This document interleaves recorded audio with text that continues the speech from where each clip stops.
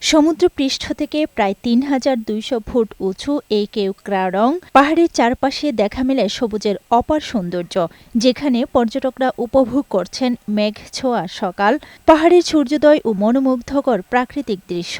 প্রতিদিনই দেশের বিভিন্ন প্রান্ত থেকে ভিড় জমাচ্ছেন প্রকৃতিপ্রেমী ভ্রমণ পিপাসুরা।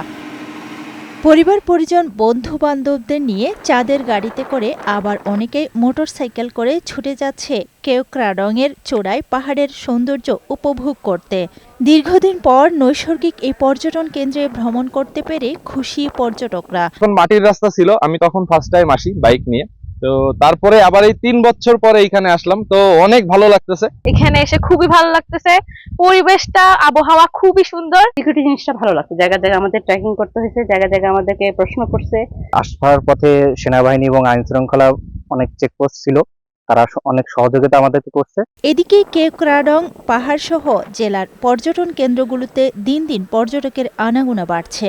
আগত পর্যটকরা যাতে নিরাপদে ও নির্বিঘ্নে ঘুরে বেড়াতে পারে, সেজন্য সেনাবাহিনীর পাশাপাশি ট্যুরিস্ট পুলিশ সার্বক্ষণিক কাজ করে যাচ্ছে বলে জানান ট্যুরিস্ট পুলিশের এই কর্মকর্তা।